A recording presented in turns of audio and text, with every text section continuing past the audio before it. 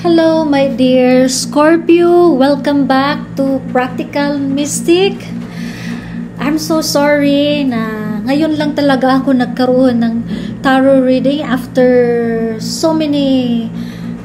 after a long time na hindi ako nagpaparamdam sa YouTube. I'm so sorry about that. Okay, so this time, sunggabi na natin ang pagkakataon na magkakaroon tayo ng session, my dear Scorpio, and I hope that you are doing well. So without much fiddle faddle, let us know what is the message for you from the divine.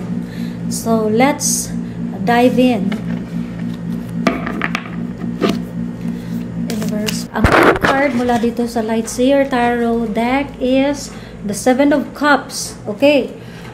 Seven of Cups, this is in an emotional energy in the element of water. Okay.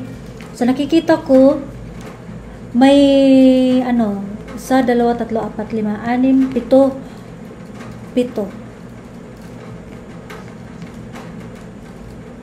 Isa, dalawa, tatlo, apat, lima, anim, pitong kupa. Okay.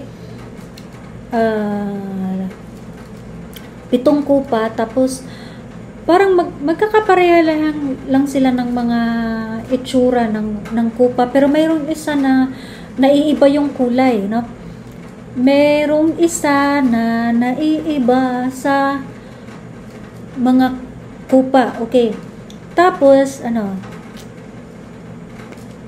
naguguluhan ka kung alin sa mga kupa na ito ang iyong pipiliin.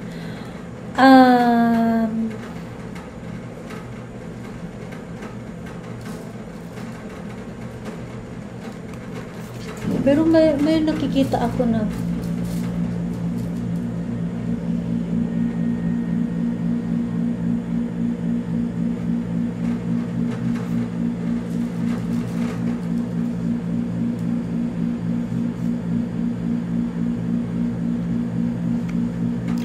kinakagat ng bibig mo yung kamay mo. Ibig sabihin, nahihirapan ka sa pagpili ng tamang desisyon, anong dapat gawin mo, no? You are totally confused, alin sa mga ito ang pipiliin mo. Okay. And at the same time, katabi ng Seven of Cups in the upright position ang the Hermit in reverse, no? Kapag the Hermit in the upright kasi, meron kang mainam na panahon para mag-meditate, iniisip mo ang sarili mo, parang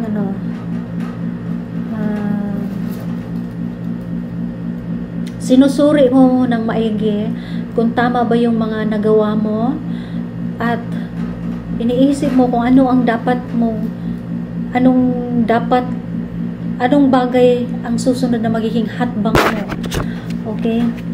Tapos sa pagitan ng Seven of Cups at saka the Hermit in reverse, meron tayong Nine of Swords, no? This is mental energy in the element of air, no? Sinasabi dito na parang kailangan mong i-activate yung sacral chakra mo, na you have to develop compassion in doing something, no? Dapat meron kang passion sa paggawa ng isang bagay na ikakasaya mo, kagaya ng pagkakanta, pagsasayaw, or pagluluto, or pagsusulat, no? So kung ano man yung talento na meron ka, you have to do it, no? In order to activate your sacral chakra, or maaaring sinasabi nito na hindi active yung sex life mo, no? Kasi sacral chakra man. So you have to do something, no, to unblock your sacral chakra. And then so you're able to discover that there is light at the end of the tunnel, no? Parang noon, iniisip mo na parang wala ng pag-asa, parang wala ng buhay, parang wala ng bukas, pero ngayon, na-realize mo na meron pang, habang nabubuhay tayo, meron pang pag-asa, no? Parang, habang nabubuhay tayo, meron pang mga blessings na darating, no? Meron pang mga unexpected na kaganapan na darating sa buhay natin. Okay? So, you're able to realize that meron pang liwanag na matatamasa natin sa dulo ng tunnel, no? Madilim na tunnel. I don't know what is really tunnel in Filipino. I guess you can understand what tunnel is. Okay? So, you're now able to recover, no? And nag-improve ka sa sarili mo.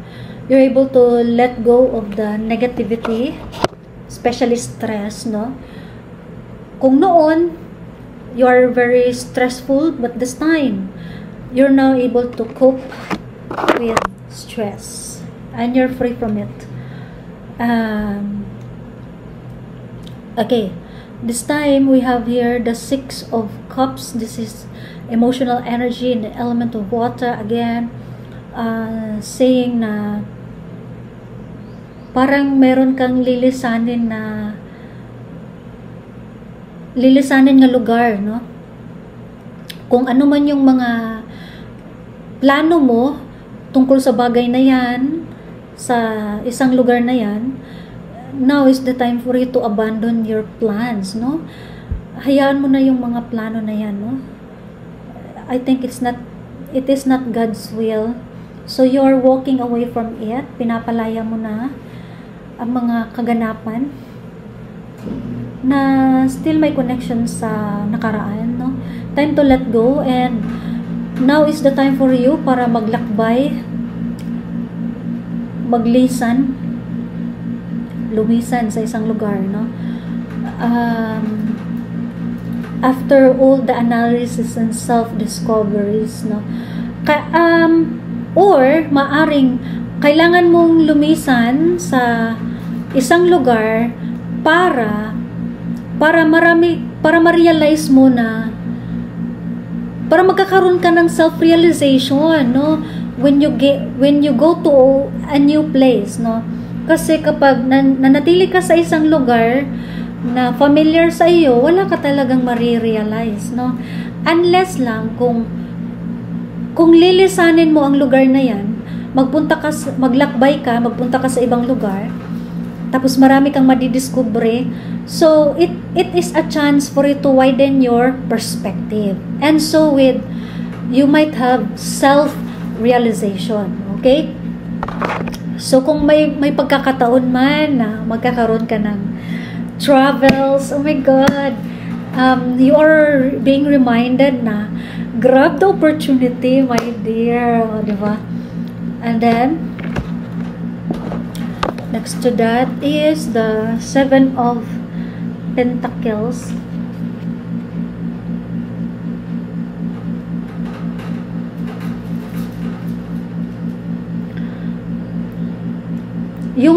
Kung meron ka mang iginugol na bagay sa ngayon, parang maaaring nag-iipon ka ng pera, meron kang ini-invest, sa tingin mo parang maliit lang yung interest o yung tubo, pero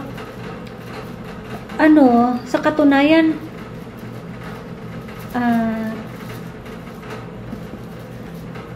may potential, di ba? May potential.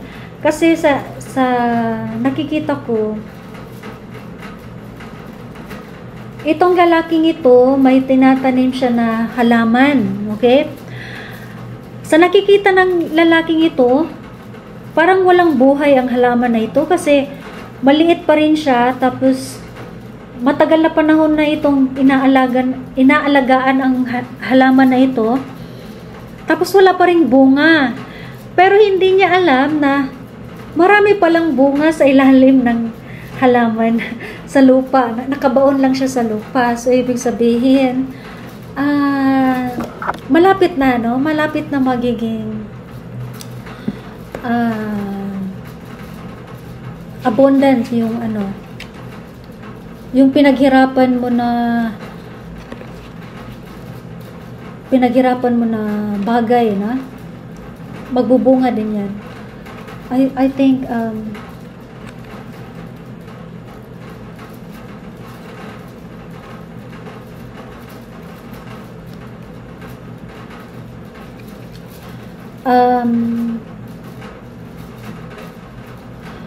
so for the meantime, pinapaalala ka dito nga na dapat kang mapagpasalamat, no? Kung ano man yung mga biyaya na dumating sa buhay mo, always learn to be thankful, no? Dapat kang maging mapagpasalamat, no? Tapos, kailangan mong i-improve ang iyong pasensya, no? Be patient. Sa nakikita mo, hindi siya nagbubunga, pero no. Wag kang maging impatient. Actually, nagbubunga na siya, no? Marami ng bunga sa ilalim ng halaman na yan. So, kailangan lang ng konting pasensya, no? You have to improve your patience, tapos magtiwala ka lang, no? Darating din yan sa iyo, no? Magbubunga din lahat ng pinaghirapan mo sa nakaraan, magbubunga din yan. Matatamasa mo na yung tagumpay na inaasam mo, okay? So you are almost there. You've been doing the work, and your wildly successful roots are growing. You may not see the fruits of your labor yet, but that they visit, and that any lack you are feeling is simply residual energy that's being worked through. It's time to fall into faith and pause and give thanks. Realize that you are the living, breathing result of all the memories, hopes, and hard work. So keep going. This moment gives you a divine interlude and revisit your purpose and direction. Your arrival is possible only after you pinpoint the destination. Has your journey shifted so much that what you originally germinated is not the thing you realize to harvest? What needs to change to satisfy your deepest intentions? If you're feeling any frustration or lack of progress, remember that giant dreams are not built in a day. So take a moment to breathe, reflect, as these profound sacred breaths can reinvigorate and align. Okay. So pinapaalala ka sa card na ito na dapat kang magkaroon ng konting pasensya, no? Hindi kailangan ng malaking pasensya, kundi konting pasensya, kasi malapit mo nang matatamasa yung tagumpay na inaasam mo, okay? So, konting pasensya, tapos habang naghihintay ka, dapat kang maging mapagpasalamat, na sa kung ano man yung dumarating sa buhay mo. Okay, and affirm this to yourself. As I give thanks to what I am about to harvest, I know that my life is headed in the right direction. Okay? Walang isang tao dito sa mundo na pinapabayaan ng Panginoon. Lahat tayo ay may iba't ibang timeline, may iba't ibang destinasyon, may iba't ibang kakayahan. So, iba't iba din yung plano niya sa buhay natin. Ibig sabihin, lahat ng mga tao dito sa mundo, may plano ang Panginoon sa bawat isa. So, wag mo nang isipin na pinapabayaan ka ng Panginoon. No, that's wrong. God loves you. The reason why you live here in this world, because He has plans for you, and whatever He plans, it's all for your benefit. So, Affirm this to yourself. Again, I give thanks for what I am about to harvest. Malapit na, so konting pasensya lang. Be patient and faithful. I know that my life is headed in the right direction. Very good.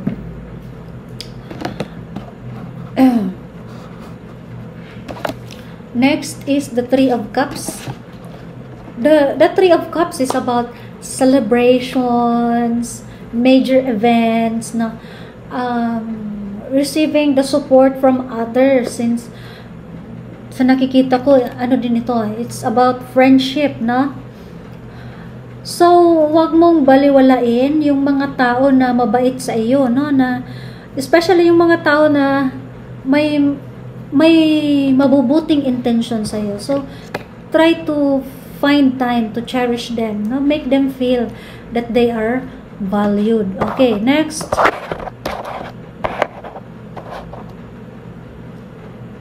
We have here clarity. The Ace of Swords. This is again mental energy and the element of air. Kailangan mo i-activate yung crown chakra mo, no? Mag-meditate ka, yoga, exercise. You need to activate your crown chakra. Kaya lang,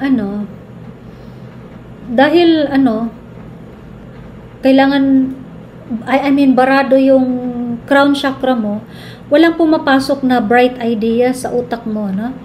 Parang kulang ka ng abilidad intellectually. So, you experience failure and hostility, okay?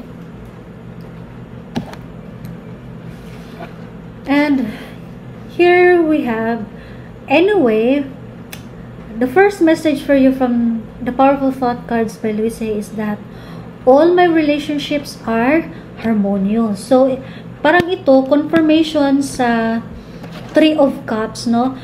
May mga tao na nakapaligid sa iyo, no? Kaibigan mo, mga kapatid mo, they're there to help you, to guide you, comfort you. So, affirm this to yourself. All my relationships are harmonious, no? And when you create harmony in your mind and heart, you will find it into your life, okay? So, the inner creates an outer reality always, okay? So,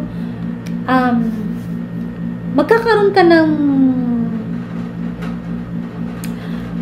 maayos na relasyon sa ibang tao kung inwardly, within you, nagkakaroon ng maayos na relasyon din ang iyong isipan, damdamin, at kaluluwa, okay? Para kung okay na yung inner reality within you, madali lang din siya mag-reflect in the outer world, okay? An example to that is, gusto mong magkaroon ng jowa, no? You want to have a boyfriend. Kaya lang, ikaw mismo sa sarili mo, kulang ka ng pagmamahal sa sarili mo, kulang ka ng respeto sa sarili mo. Hindi mo inaalagaan mo ang sarili mo. So, kung ganyan ka, parang madali lang ma-off yung mga lalaki sa iyo. Kasi, hindi ka attractive sa kanila. The person who is attractive to them is a confident woman with power and status. So, ganun ka dapat, no? You have to transform your inner reality in order to change the outer reality. So, first and foremost, you have to love yourself, respect yourself as a person, accept the authenticity that you may have, no? Maging totoo ka sa sarili mo kung sino ka man. Tanggapin mo kung sino ka at maging proud ka kung sino ka man, no? As a person. Mahalin mo ang sarili mo. And by doing that, you may boost your confidence. And because you have that oozing confidence and love within yourself, making others feel that you are enough, that you are nurturing. So, mag-a-attract sa'yo yung mga kalalakihan, no? Magkakagusto sila sa'yo. Yun. At the same time, no, makakatanggap ka ng pera mula sa ibang tao. Kung naghihirap ka man, I tell you, by experience, no, masasabi ko sa'yo na, kahit pa naghihirap ka, ang universe ay maraming paraan, no? Marami siyang paraan para maibigay niya yung pera na kinakailangan mo. Okay? So, affirm this to yourself. You're open and receptive to new avenues of income. You now receive your good from expected and unexpected sources. You are an unlimited being, accepting from an unlimited source in an unlimited way. So you are blessed beyond your fondest dreams. Wow! I'm happy for you, my dear Scorpio. You are forgiven. And that's the end of the cycle. Okay, so here we have, there is plenty for everyone, including me. Okay, we were born to be abundant, na? Mabubuhay tayo sa mundo na masagana. Kaya lang, everybody's mind is manipulated, no? Kaya, ang nangyayari parang restricted tayo, no, sa lahat ng bagay. Okay, so if you want to attract abundance, no, plenty, no, to become plenty, you have to change your mind. The ocean of life is lavish with its abundance. All your needs and desires are met before you even ask. So, your good comes from everywhere and everyone and everything. I think this is double confirmation doon sa I am receptive to new avenues of income. You are well provided actually. Kahit hindi mo pa hinihingi, nandyan na yung solusyon, no? Ibinibigay sa iyo. Kailangan mo lang siyang abutin or hanapin, okay? So, let us move on to the two cards from Tarot of Opposition. We have here the Three of Pentacles na positive. The Three of Pentacles is may kinalaman nito sa collaboration, no?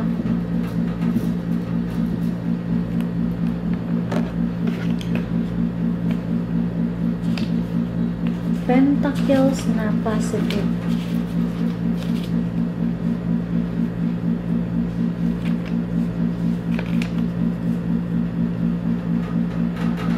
So, maghanap ka ng mga kaalyado, no? Or kaalyansa. Maghanap ka ng mga taong susuporta sa iyo.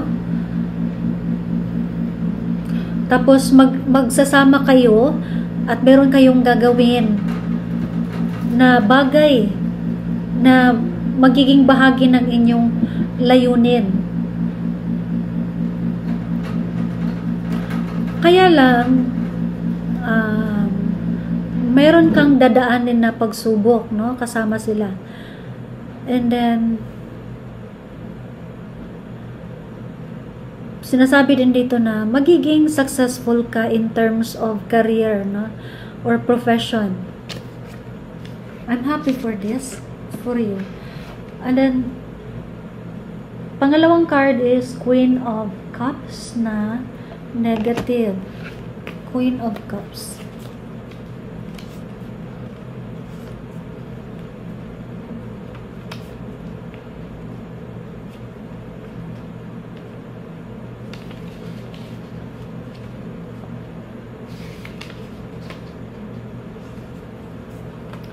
You have waited to express your feelings or have hidden them even from yourself.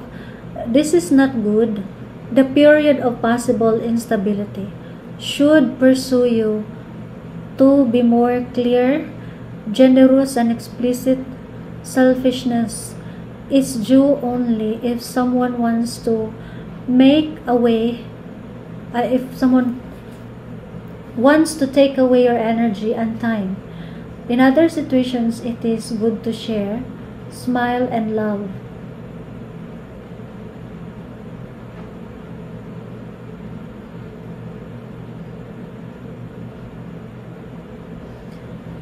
So you have to be a loving person. You have to share what you may have and smile to people and be good to others. Okay, so we only have one card from Karma card, and this is planets. This is about planets, and the planet that we have is Venus. Okay,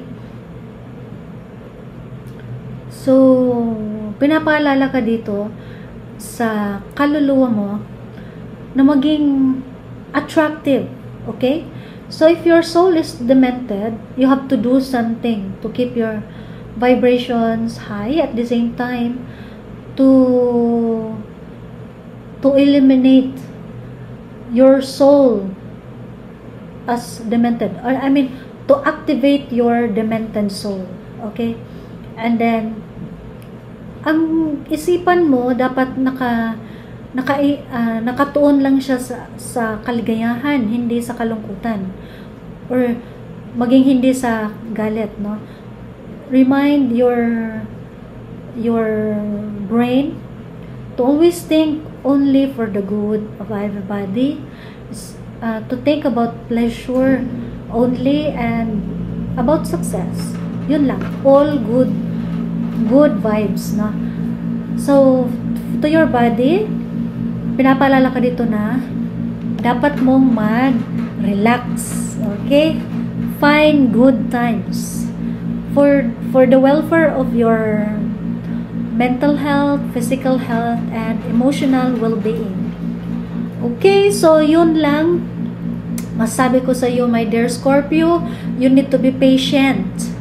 You need to improve your patience, your kindness, generosity, love, and compassion in order to attract more wealth and abundance in the future. So this is what I have for you, my dear Scorpio. See you in the next reading. Goodbye for now.